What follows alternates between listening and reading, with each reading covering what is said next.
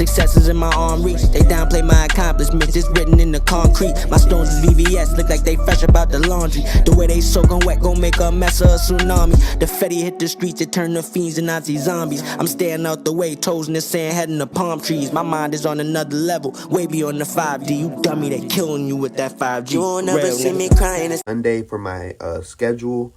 And yeah, just go to my upload schedule in my community tab, which if you get this to 15 likes, part 2 will come out on the 6th of May. So yeah, like this up, guys. And yeah, and let's hop right into it. So let's start it. I will break the curse. If there's such thing as peace, then I will find it. I won't give up. Those words were sounded with Nagato as he looked into cerulean blue eyes of the blonde and whiskered young man in front of him. As Naruto stood in front of him, he no longer saw him as an enemy. Instead, he saw him as a symbol of his past. He could not believe the words Naruto boldly declared. Those were the same words he uttered during his earlier days, but now it came from the mouth of a man who had just defeated him in combat earlier today. He was soon broken out of his thoughts once Naruto spoke again. Believe in me and I will become Hokage, and I will make sure that there will be peace in your home, Amigakure, as well. The room was silent. Nagato and Konan couldn't help but be reminded of Yahiko when they saw the young man in front of him. But for Nagato, not only was he reminded of his deceased friend, but he was also reminded of the man he used to be. We studied under the same master, I told you before, that we should therefore be able to understand one another. I must admit you're an odd kid, and even you remind me of myself when I was younger. I was just joking then, but you chose a different path.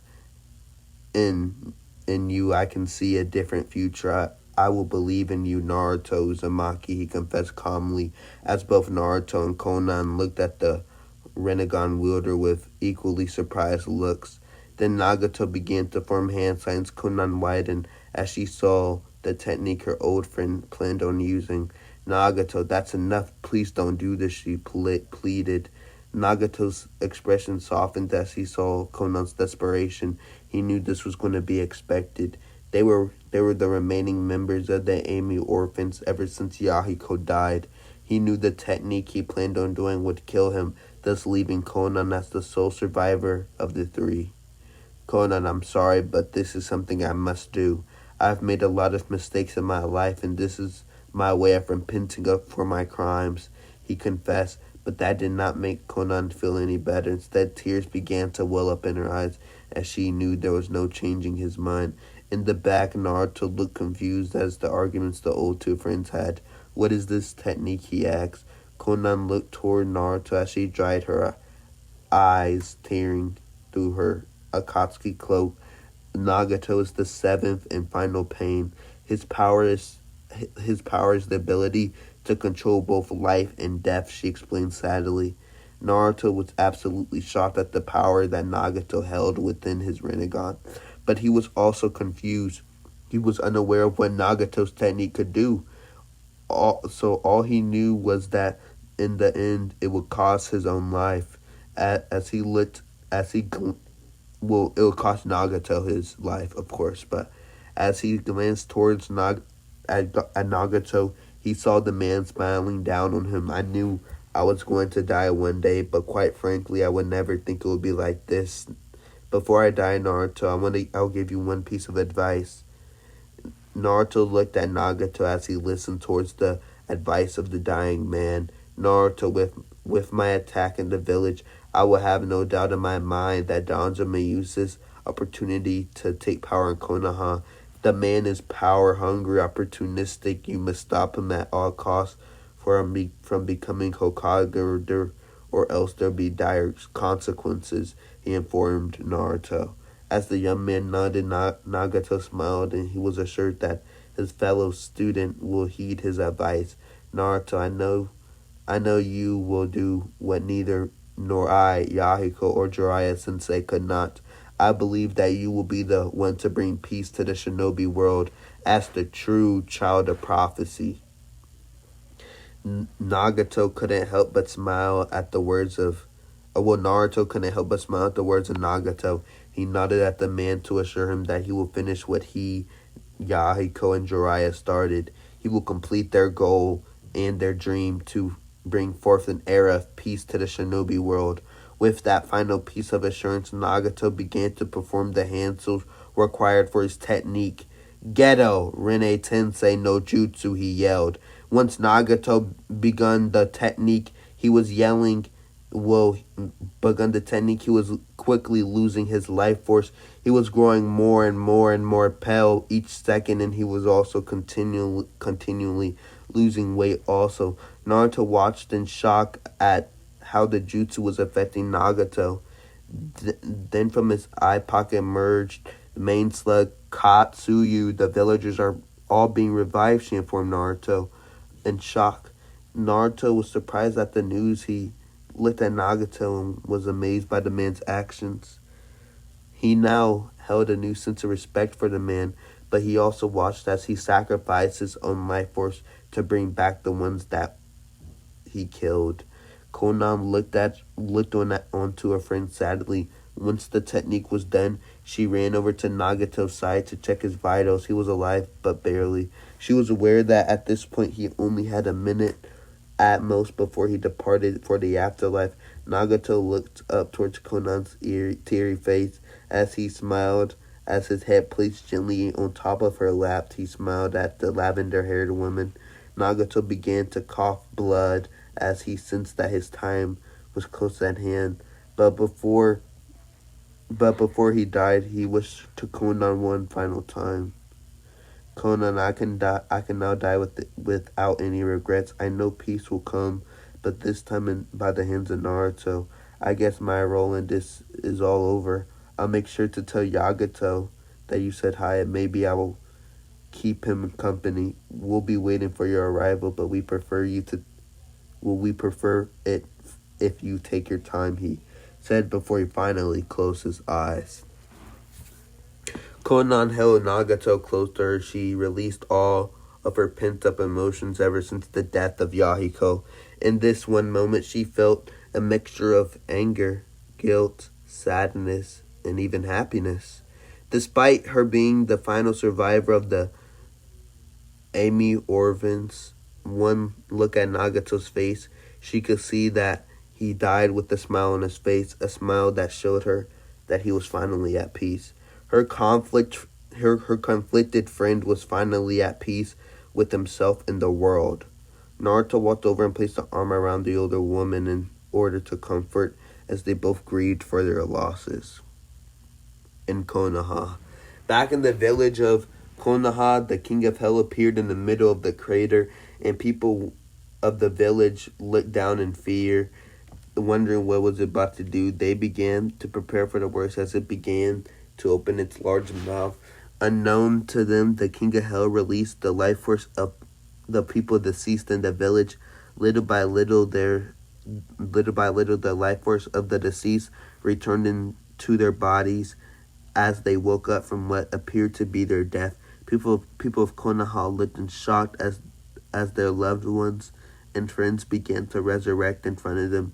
Among the crowd, Shima cried tears of joy as she hugged her newly revived husband, Fukasaku. Everyone looked in awe as the people of Konoha were revived. They wondered what could have caused this. Later on, Katsuyu began to inform them of all of Naruto's encounter with Nagato, and all of Konoha rejoiced and celebrated the name of their new savior and hero, Naruto Uzumaki. Meanwhile, at the same time in an area between life and death, Kakashi sat at a campfire alongside his deceased father, Sakumo Hakate. It seems you had your own fair share of trouble, son, said the elder Hakate. Kakashi sighed. I guess he could say that, he replied.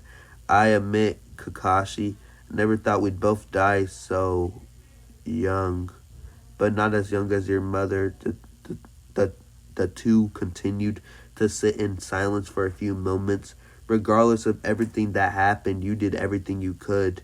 It took me a long time, but I soon learned to understand things from your point of view. You broke the rules of for all our sakes. I'm proud of you now, and I'm proud of to be known as your son, Kakashi said, and said sincerely as Sakumo looked at his son with widened eyes. Then, out of nowhere, blue light began to engulf Kakashi. He was nervous as what was happening, but he saw his father. The elder man only had a smile on his face. Sakumo was more than aware of what was happening to his son and couldn't be happier. He would be given a second chance. Goodbye, my son. I hope you find the peace you seek for how much like how I just did. I'm I'm also proud to be known as your father, and I love you, Kakashi, Sakuma said as he looked at his son disappearing right in front of him. Once Kakashi was gone, Sakuma stood up from his seat by the campfire. He kicked dirt towards the fire to exterminate it, and once that was over, he began to walk towards an unknown direction. It looks like I finally get to see you again. You would be proud, so proud of your son, he thought, as he walked towards the lone beacon of light within the area with darkness. While Sakuna made his way towards the light, Kakashi woke up to see Choji helping him up. He looked at his surroundings with widened eyes. At one point he was dead, and now he was among the living once more. What happened? He asked Choji. The heir of the Akamichi clan merely smiled at the Max Jonin. Naruto happened, he told the man as Kakashi looked at the large man in surprise. His expression turned to one of pride upon hearing his student managed to now become the hero and the savior of the Leaf Village, just like his father Minato Namikaze. He was stood up, albeit gingerly. He was helped by Choji, but then that Kakashi separated from the Chunin. Thanks for the help, Choji, but I need to go, he said. Before Choji could reply, Kakashi already left in hurry in search of his blonde student. Mount Miyaboku. The great Toad Sage looked at his crystal ball as he watched the conversation of Jiraiya's two former pupils, while at the same time tending to Gambabunta's wounds. As it was foretold, he muttered with amazement. What's going on, Gambabunta asked. It's over, Gambabunta. Naruto succeeded, he answered with a smile on his face. Gambabunta looked over at the elder Toad in surprise. He then smiled at the news of Naruto's success. First it was Jiraiya, then Minato. I wonder how you will hold up compared to those two, Gambabunta wondered with a grin on his face. Konan began to wrap the bodies of Yahiko and Nagato with her paper. She then looked on sadly, but she knew wherever the two were, they were both happy. She hoped Jiraiya found happiness too. She regretted how things ended up with her sensei, and she wished that he would one day forgive her and Nagato for their foolishness. But Naruto watched as Konan wrapped their bodies of both Nagato and Yahiko with paper. So what are you going to do now? I doubt you'll be returning to the Akatsuki, he said. Konan glanced at Naruto and gave him a reassuring smile. I'm done with the Akatsuki. Nagato and Yahiko were everything to me. Without them, I no longer see a purpose in the group, she admitted. Nagato and Yahiko's dreams have been entrusted to you. You are now the bearer of both their dreams, and if Nagato decides to believe in you, then so will I. Amigakure will help you with your dream. If you should ever need help, contact me. From now on, I will continue our other dream. To protect Amigakure, Konan continued. Naruto was surprised at the answer the woman in front of him gave. That's good to hear, Konan-san. I believe it's time for Amigakure to have its first Amikage since the unfortunate reign of the madman Hanzo. Remember, if you should ever need help, do not hesitate to contact me. Naruto nodded, and Konan handed him a bouquet of flowers made from her paper. This time I pray for you that these will be the flowers of hope that never die. Konan began to fade away as she carried the two bodies alongside her. He smiled at the thought of her becoming the new Kage of her village. He believed that she would be the right person to lead Amigakure from their bloody past into a new era. He looked towards the sky and breathed out a sigh of relief. It was finally over, and he was utterly exhausted. As he gazed towards the sky, he couldn't help but remember the times he spent with his sensei Jiraiya. As he continued to think about his sensei's, tears unknowingly cascaded down his face. He remembers both his regrets and fond set of memories with Jiraiya.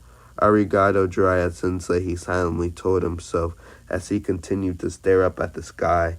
He decided it was time for him to show his sensei the respect he deserved, and although he was a super pervert, Jiraiya was one of the greatest men Naruto had ever had the pleasure meeting. This was one of Naruto's greatest regrets when it came to his deceased master. He never managed to show how much he truly respected Jiraiya as a man and a shinobi. He would never call Jiraiya the moniker of Arrow Sanin.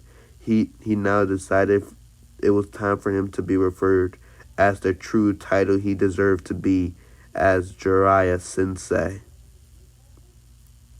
He realized that he appeared to be bratty when it came to Jiraiya, and even both Tsunade and descending Hokage. He decided it was time to change that part of his attitude. Naruto never truly knew what he had until it was gone. He decided to never make that mistake ever again.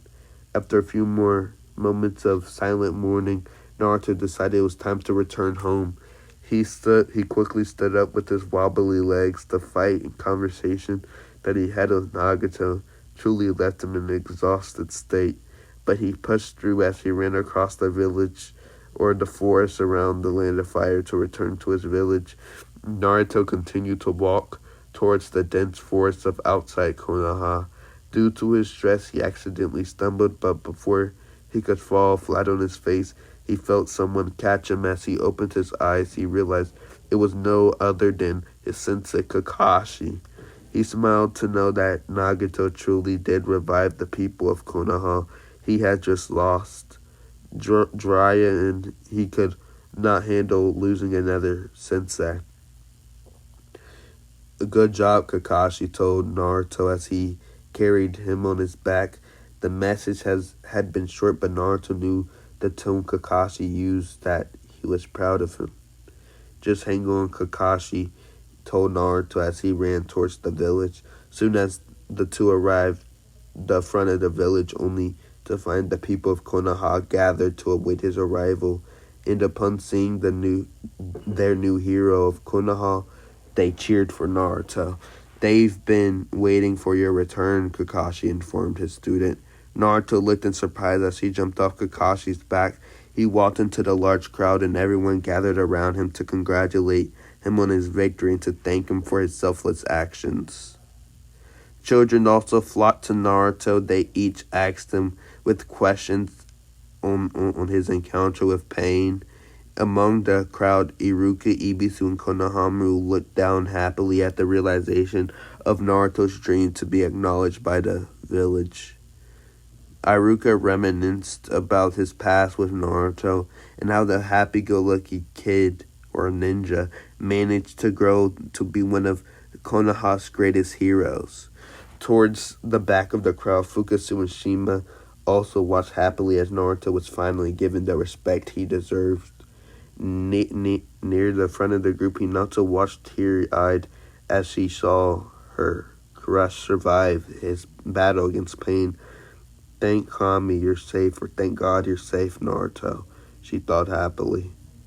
While Naruto was answering the questions of the children around him, he noticed a certain pink-haired Kunoichi approach his direction. "Sakura," he said with a wild smile on her face.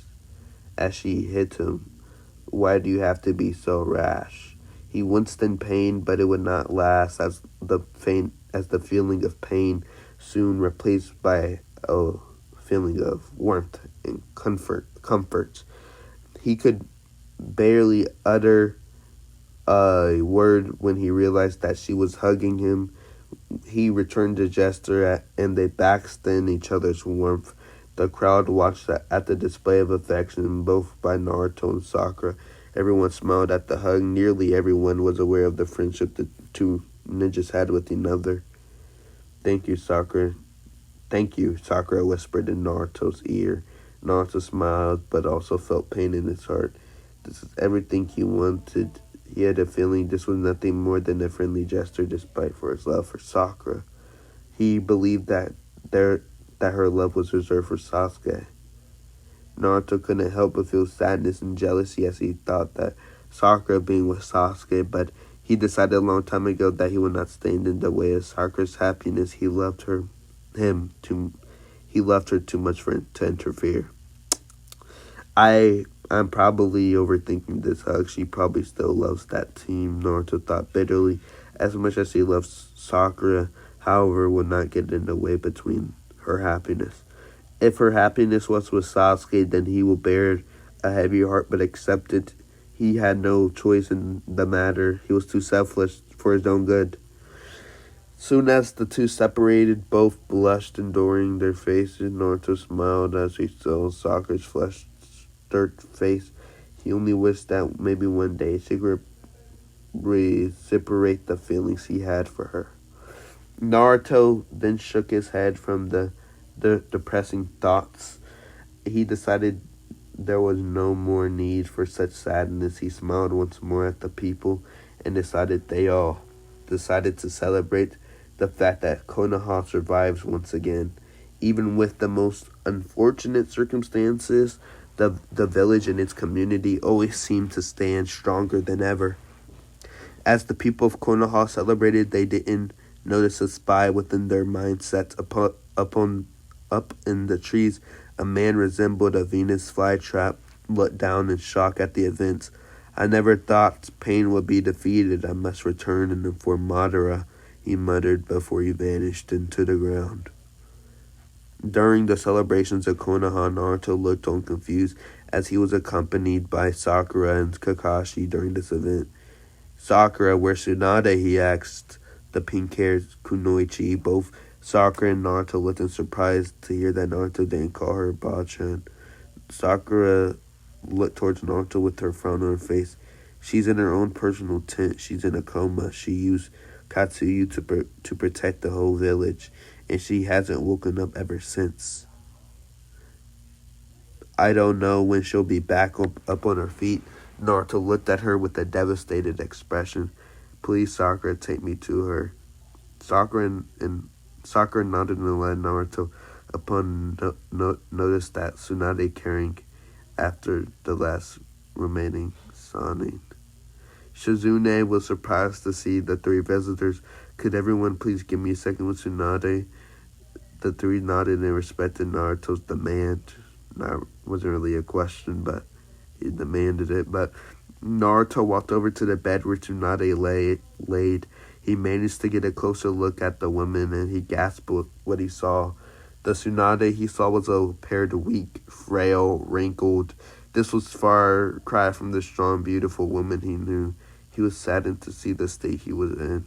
She was in. He held one of her hands and prayed to God that she pulled through this.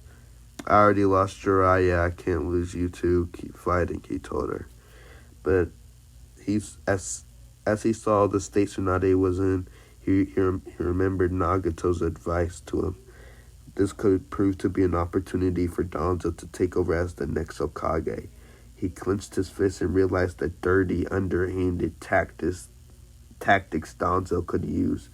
He could use the invasion as an attack on Tsunade's reputation and character. He would not allow this. He would not allow Danzo to become Hokage. He glanced towards Tsunade once again and then kissed her forehead. Tsunade, by the time you wake up, there will be a new Hokage. And no way in hell it's going to be that Danzo, Naruto assured with a confident tone on his voice. War Council Room. A few days pass, and at this point in time within the Hokage monument, there was a secret conference room which a meeting was taking place.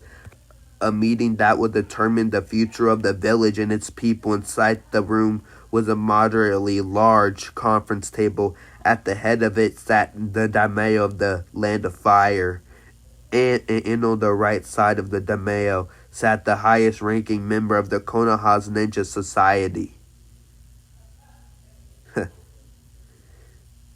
First were the three elders of Konoha.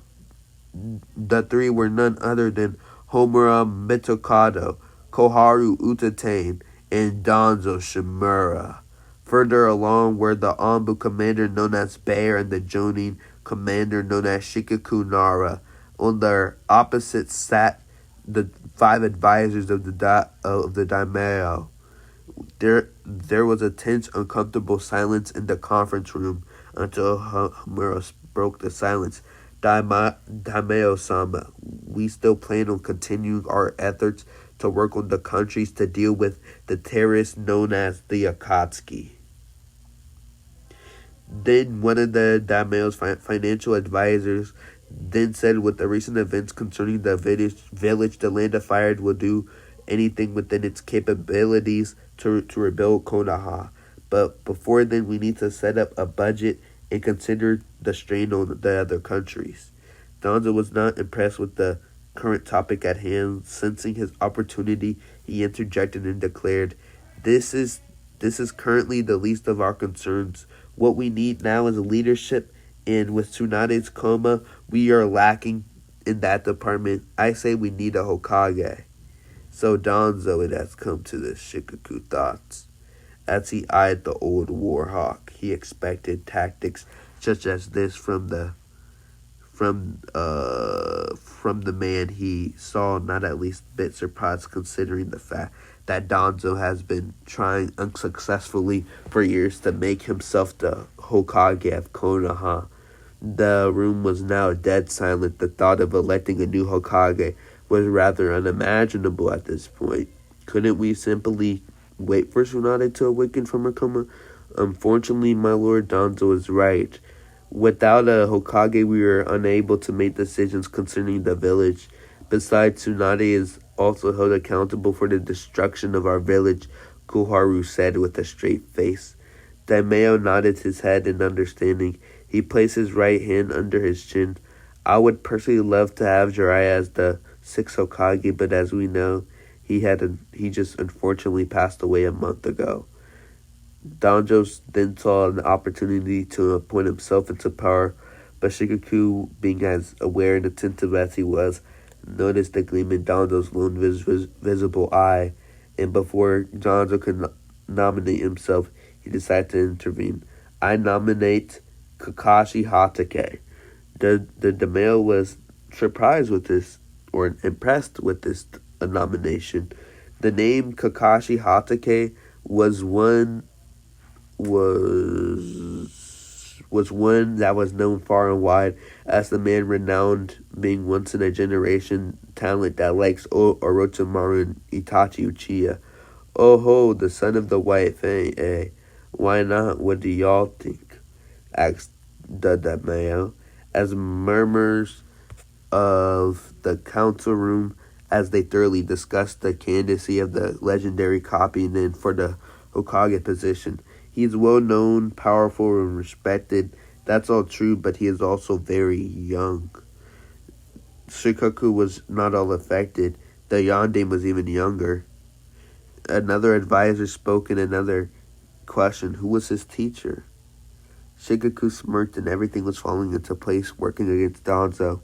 The fourth Hokage, he answered, causing the advisors to further adopt a more impressed opinion of the gray-haired Jonin, as the visitors were none more impressed than the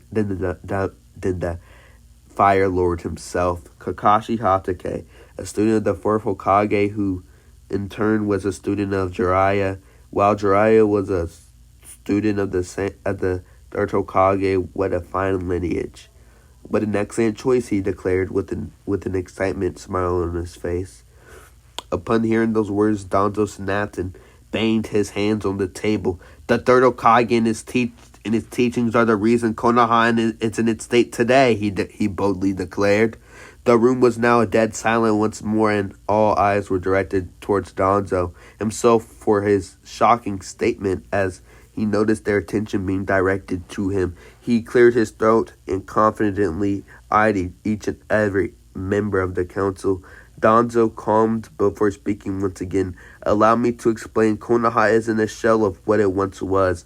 We as a village fail to reach the potential we hold, and it is due to this excessive belief of the will of fire. This belief in ideology was formed by the first two Hokages. It was preached by the third Hokage. This belief has nothing but weakened our ninjas. A ninja should be cold, calculating, and ruthless. There should be no room for forgiveness, pity, or weakness. Those only lead to betrayals and opportunities for our enemies to strike us down when we least expect it, he claimed. Surely you don't believe that, Danzo? Pleadingly asked one of the advisors. As Danzo turned his attention, he shook his head in disappointment. The ninja world is simple. Kill or be killed. I assure you, all of you, that if given the chance, lightning, earth, and water would jump at this opportunity to rid themselves of even us. Sand and rain and sound could attack us at any moment. Sand has betrayed us before, and there's nothing stopping them from doing it once more. While for sound, they were ruled by Orochimaru.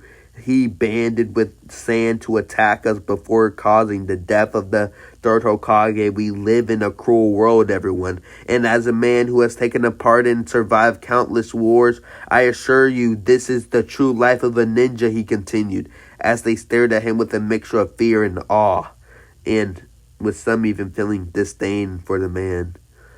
Danzo is a paranoid madman, thought Shikaku, as he gritted his teeth in annoyance concerning the man's speech and views. What we need is a strong, calculating, daring Hokage, and I assure each of you that I am that man. I will be the man that will make Konoha great once more. For too long, we have been downgraded towards being the laughing stock of the 5 nations. We were nearly defeated by Orochimaru and his forces while also being single-handedly destroyed by Pain. Interesting enough, it is well known that Orochimaru was a former student of the third Hokage, but I also have knowledge that Pain was a former student of none other than the deceased Jiraiya himself, claimed Danzo as the eyes in the council room widened upon hearing that revelation. Soon as there were murmurs and whispers once more, this time concerning Danzo's points, they were now appearing to be more relevant and current with the situation. As Danzo saw this, he released a small smirk. Everything was going according to plan. All he needed was now icing on the cake. My fellow councilmen, I promise to make Konoha name to be fierce once more. No longer will we be ridiculed and disrespected. This time for that is over. Rise of Konoha is close at hand once more, and I plan to lead that revolution. With that in mind, I nominate myself. Before Danzo could finish his statement, the doors of the barged as an open figure suddenly stopped. Stop! This man must not be named Hokage, while pointing a finger to Danzo in an accusing manner. The attention of the council members suddenly shifted from Danzo to the doors as they glanced towards the direction of the Fire Lord, and the advisors were confused as to who the intruder was. Meanwhile, the ninjas of Konoha quickly recognized him as the village's hero, Naruto Uzumaki. Oh my gosh, that was something. That was, woo. Let me just gasp for a second, guys. Hold up. Woo. Okay. Upon seeing another intrusion, but this being the form of the village hero, Danzo gritted his teeth and admitted to calm his increasing anger. Meanwhile, Hamura quickly rose from his seat. How could you How did you find this place? This is off limits. Leave now or you will be punished severely, he angrily declared. Naruto didn't flinch nor back down despite the volume of his voice. I managed to find this area due to my Senjutsu sensory ability, Tamura-san. Once I saw the Fire Lord arrive in front of the gates of Konoha, I had a feeling that Danzo would pull something like this. Did he answer calmly. The Fire Lord was intrigued and curious about this new character. Excuse me, young man, but who might you be? The Fire Lord was intrigued and curious about this new... Yeah. And Naruto looked at the Fire Lord and bowed slightly. My name is Naruto Uzumaki, Fire Lord. The Fire Lord's initial interest in the intruder significantly increased as he was now identified as a so-called hero of Konoha. Upon his arrival in Konoha, he has heard of his exploits and was frankly he was surprised to see someone so young managed to accomplish the feats he has done. I apologize for my initial intrusion, Daimyo-sama, but I'm here for one simple reason. Danzo Shimura must not be Hokage, Naruto said, as the Fire Lord raised a single eyebrow due to confusion. Oh, and who should the Hokage be, Uzumaki-san? Then Naruto cleared his throat and stood up confidently for what he was about to say. With all due respect, Fire Lord Sama, I, Naruto Uzumaki, nominate myself for the position of 6th Hokage. The statement further added to the surprise of all the council members present. Naruto noticed the looks he was being given. They bordered mostly towards confusion, disbelief, and reluctance. He could see it in their eyes. They didn't think he was worthy of the job, at least not yet. I implore you, Fire Lord Sama, do not be tricked by Danzo. That man is not worthy of the position of Hokage. He will sully the names and legacy of those who paved the way for him in the future generations. I would rather die than see this man chosen as Hokage, Naruto exclaimed bravely. Yes, Naruto rather die than see Danzo become Hokage, bro. That's low-key top tier, bro. Top tier. Hold on, give me a second.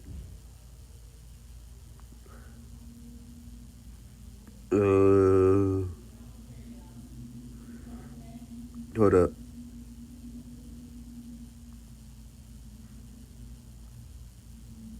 Okay.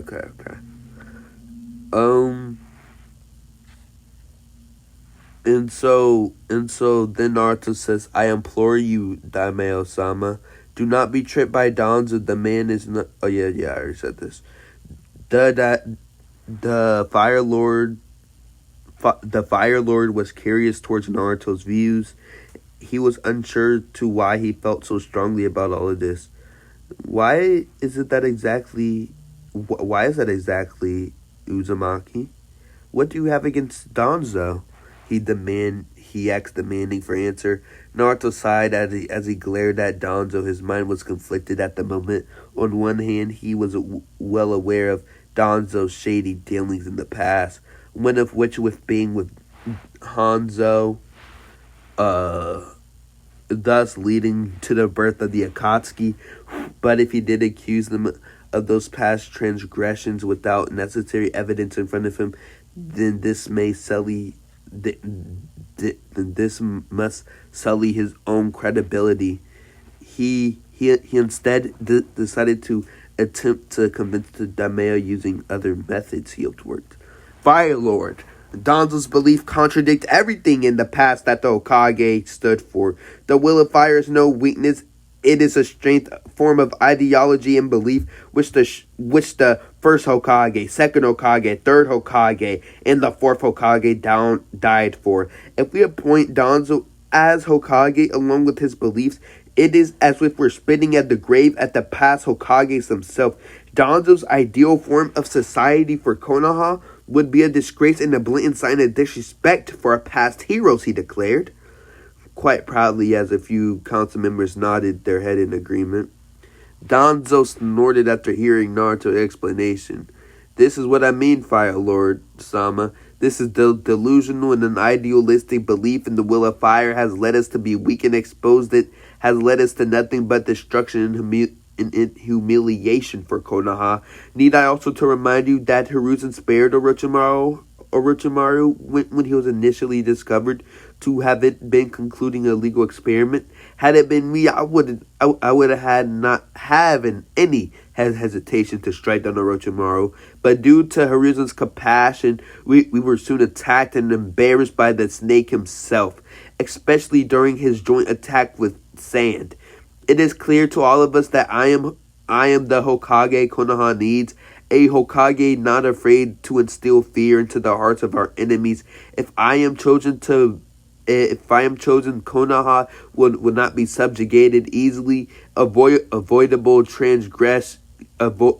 tragedies and mishaps such as Orochimaru incident, he rebutted passionately. The Fire Lord raised a hand and silenced Danzo.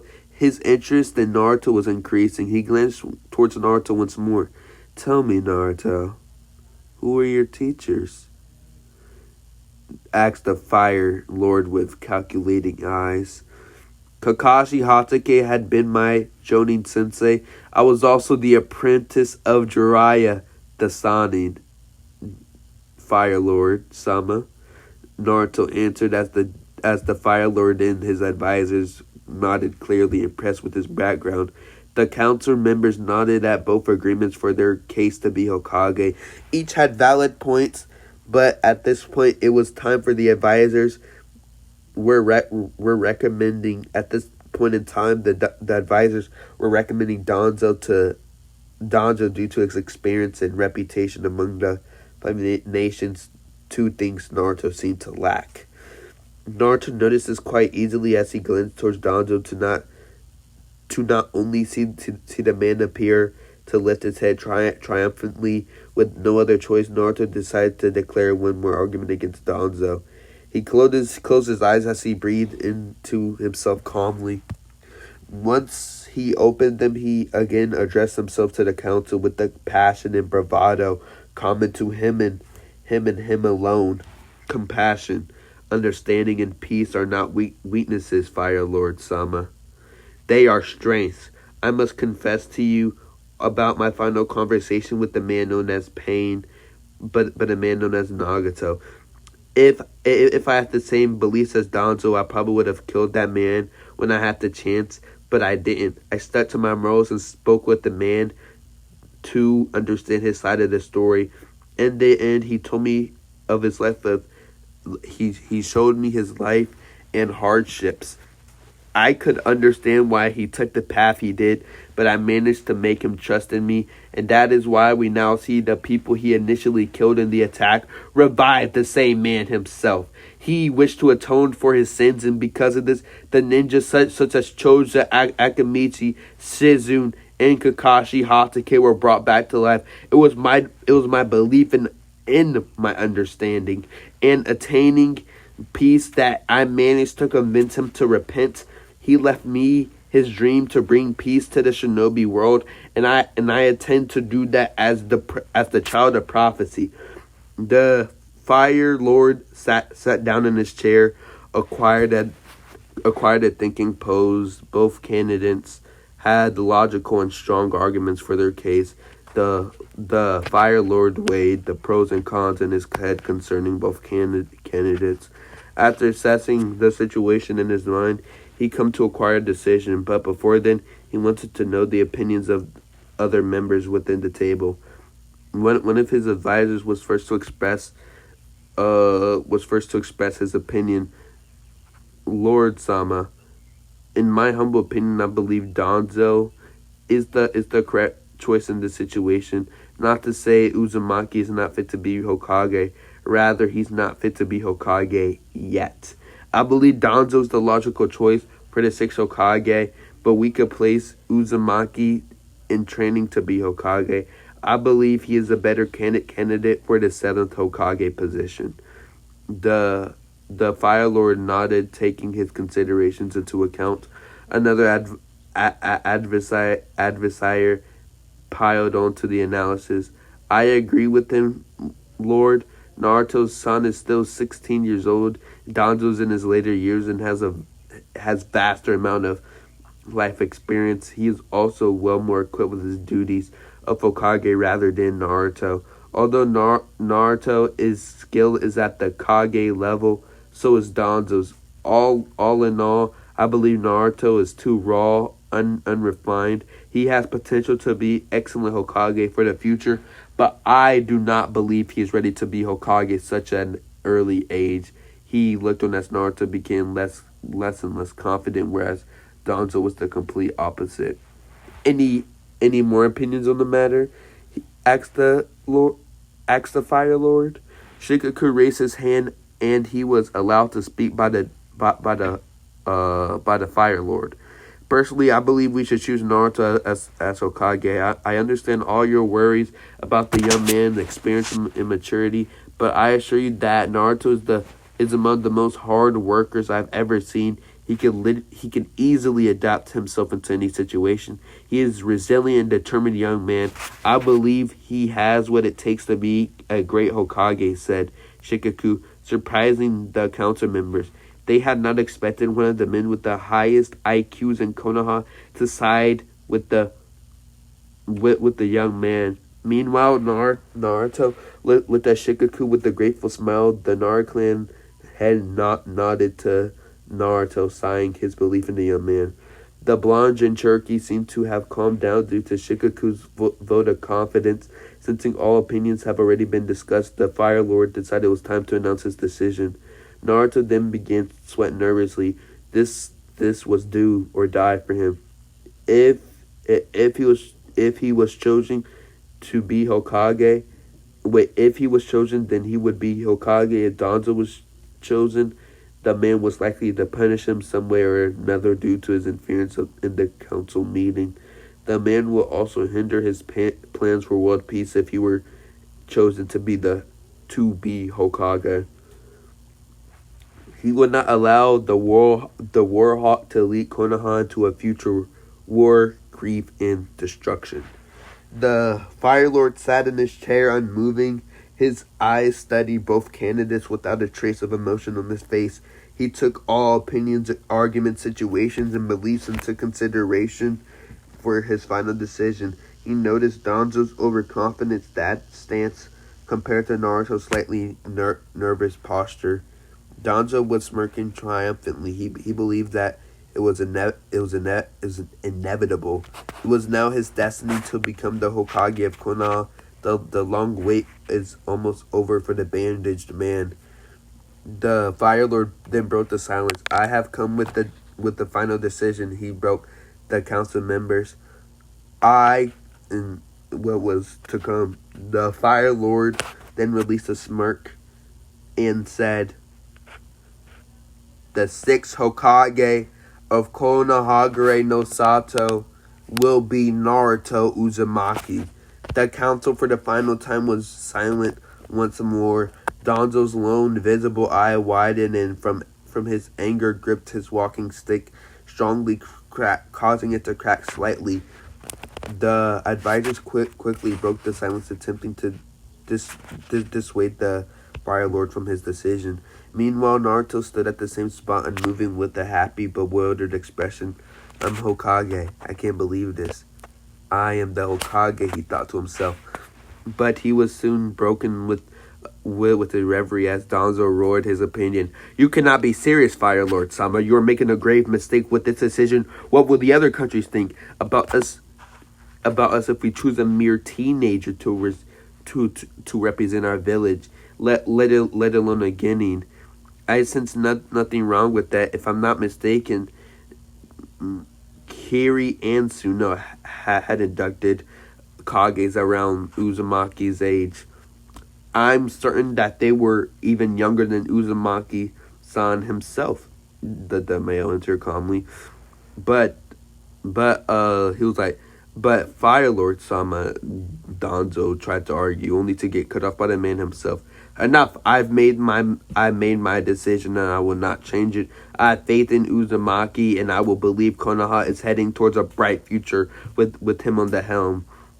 said the Fire Lord, effectively silencing everybody. His tone was authoritative and it held no room for any negotiation. Even Danzo reluctantly to keep quiet as further not anger the man.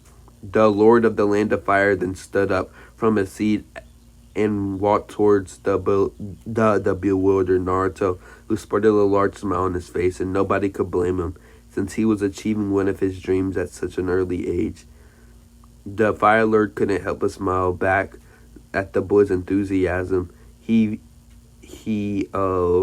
in cheerful nature was quickly to rub off onto the others.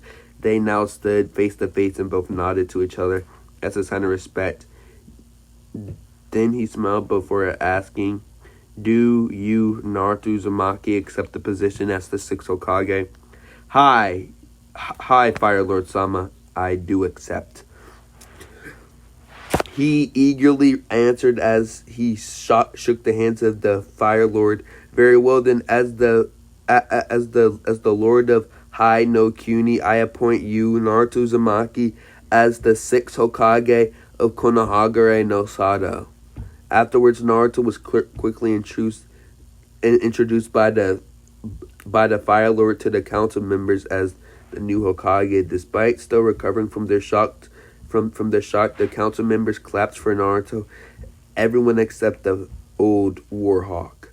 Danzo stayed quiet during the rest of the ordeal as he carefully hid his emotions. Instead, he eagerly watched and listened to the rest of the council meeting. With all of this over and behind us, I am happy to say Konoha now welcomes a new age with the reign of the sixth Hokage.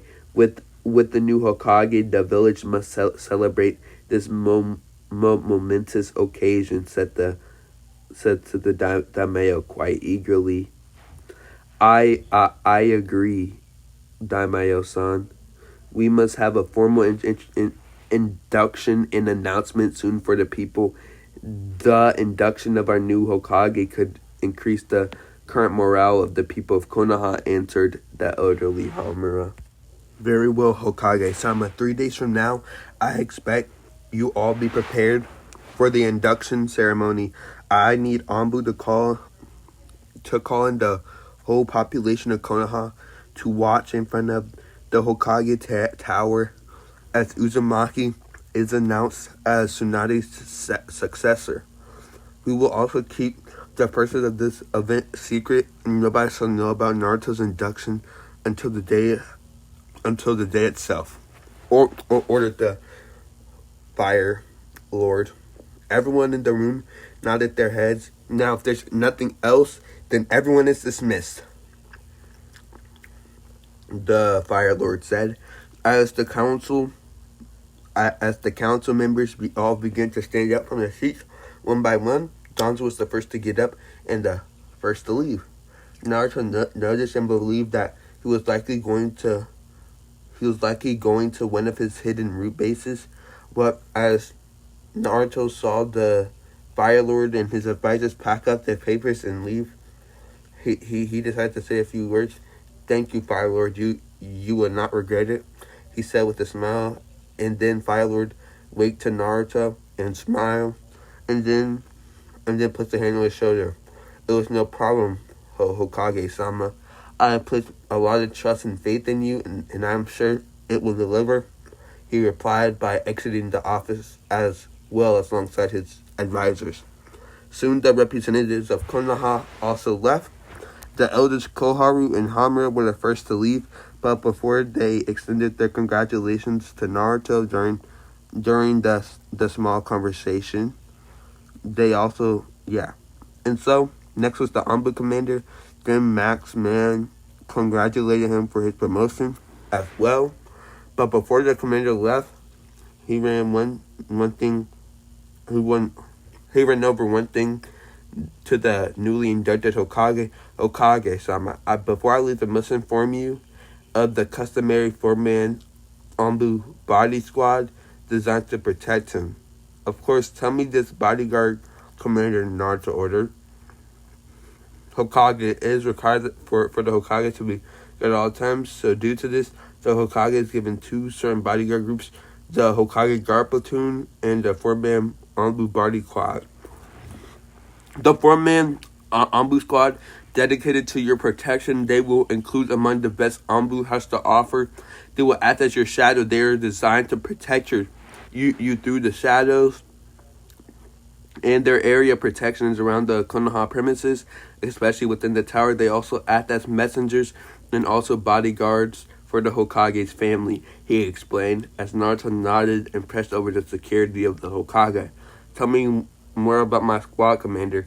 Well, unfortunately, with the new Hokage comes a new squad, and with that I must recruit a team for you. Hopefully, I will have them in a few days, replied the commander stoically. Of course, I look forward to meeting my new team. Thank you, Commander. Now the last remaining people in the council room was Shikaku and Naruto. The Jonin also made way to Naruto, a small smile on his face as he placed a hand on the young man's broad shoulder. He had one simple message for his sons for him. Congratulations, kid. Minato would be proud of you in some ways. You remind me of your father, he said, walking off the room. Naruto stood bewildered about the knowledge of Shikaku, as he wondered how many more people knew of his true heritage. Naruto was suddenly broke off from his thoughts once he heard the door shut. He was now alone in the office and finally given peace and silence. In this time of solitude, only then did it truly sink in that Naruto was the Hokage of Konoha. His life truly has taken a major turn in the past couple days. He has achieved 2 of his life goals.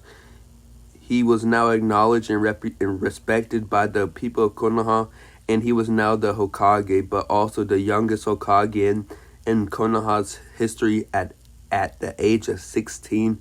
Even his father was 5 years older than him when he became Hokage. So, this is where I'm going to finish, guys.